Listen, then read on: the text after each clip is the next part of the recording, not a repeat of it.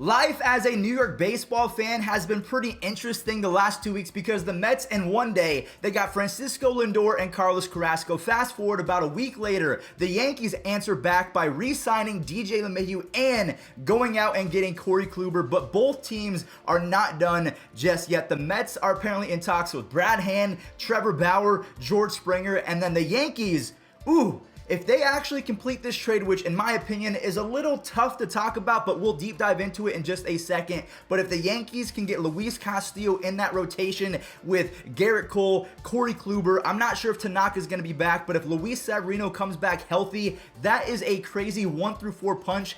Honestly, in my opinion, Castillo would be the number 2 starter. You'd have Kluber as the number 3. That is disgusting. But before we get into that, first and foremost, I want to say happy Martin Luther King Day. I used to do projects on him all the time when I was back in school. Easily one of my favorite human beings of all time. Hopefully today is a reminder that the game of baseball means this much in the grand scheme of life. So hopefully your perception kind of gets put back in place today. And then also, because we're going to be talking about Gleyber Torres in the Luis Castillo trade, I do want to remind you guys that I'm doing a Gleyber Torres signed giveaway. This is a jersey. I'm going to be doing that on my second channel, and we'll go ahead and announce the winner tomorrow, or the rules. So more fuzzy, link in the description. And without further ado, let's start talking baseball. Talks have been heating up, and I don't know if this is going to happen, but let's say that Luis Castillo gets traded to the Yankees. Here's how the rumors have been shaping up. There's a couple different ones. One, it would be Luis Castillo for Gleyber Torres straight up.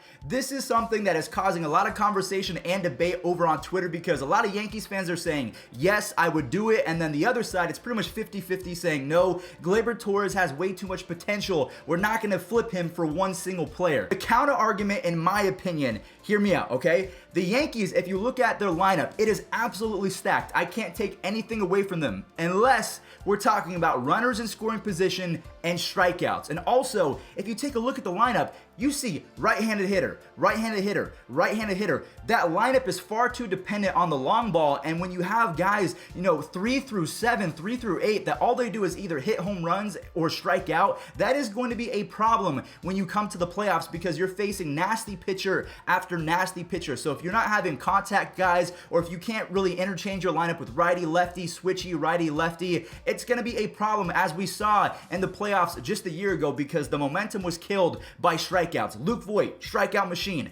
Giancarlo Stanton, Aaron Judge, Gary Sanchez, Gleyber Torres might be the worst out of all of them. All they do is strike out, and on the flip side, they hit home runs. And might I say, they hit them very, very far. But that is why they are called the Bronx Bombers. So for me, I honestly would consider this because Gleyber Torres, yes, his ceiling is very high. It's kind of a Walmart Javier Baez if you really want to put it into perspective. But Javier Baez plays a whole lot better defense. They have the same amount of power. They have the same amount of, speed on the base pass. Here's the trade that I would do. I would do Luis Castillo and Mike Moustakas, so you have a starting pitcher in Castillo, you have a lefty bat that can play second base in Mike Moustakas. The Yankees would have to take on the contract of Mike Moustakas, so the Reds, they would offload a ton of money, which would help them in their rebuilding process, and in return, I would probably go Gleyber Torres and Clark Schmidt. I would not trade away Deivi Garcia. If that happened, I'd probably negate the trade, but Clark Schmidt and Gleyber Torres for Luis Castillo and Mike Moustakas, in my opinion, that brings balance to the Yankees lineup. You give up a little bit of youth with Gleyber and Schmidt, but in my opinion, you're getting two studs. They've both made all-star teams. I think once upon a time, Luis Castillo actually started an all-star game because he was the best pitcher in the first half. The dude has the best changeup in baseball for all starters. I think you could argue Devin Williams has the best overall changeup, but unfortunately, all of these rumors really culminated to today when the general manager of the Reds, Nick Krall, he came out, or maybe this was yesterday, he came out and shut the rumors down. He said that he envisions Luis Castillo to be part of the 2021 rotation and that the rumors are completely false. And then you also have Clint Frazier, who was part of the rumors a little bit as well. He tweeted out a clip from the Wolf of Wall Street pretty much saying, "I'm not leaving."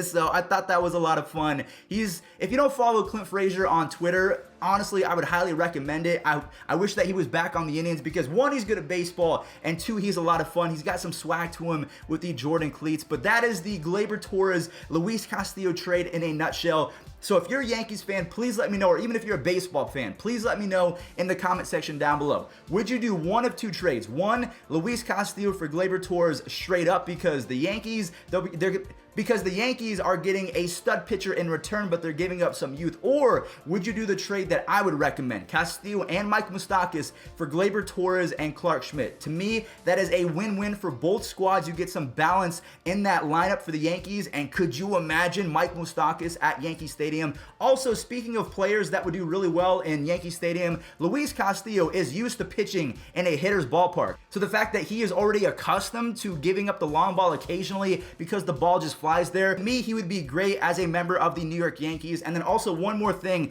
that you have to remember as a Yankees fan is if you give away Gleyber Torres, yes, that is going to sting in the short term, but you have Jason Dominguez, who is coming around pretty soon. He's going to be in the big leagues in the next year or two. He's a switch hitting unit. He's an absolute phenom. He's a tank. You should not be this big at this young of an age, which to me is a little bit concerning. I'm not saying growth hormones or testosterone or anything like that, but he's jacked, and I've never seen a young player look like this. So maybe he's going to lean up when he gets into the big league so he gets a little bit quicker, maybe loses a little bit of pop, but you have supposedly the next Mike Trout, but a little bit faster and a switch hitter. So if you're a Yankees fan, you can kind of bet on that and hope that Gleyber Torres going away doesn't sting as much, because you get Luis Castillo, you get Mike Moustakas, and Jason is coming around. Now, one player that you're probably going to lose, and it doesn't really matter if anyone gets traded or not, Masahiro Tanaka. He wasn't great in the playoffs. Playoff Tanaka was not a thing in 2020, so unfortunately, he's asking for $15 to $20 million.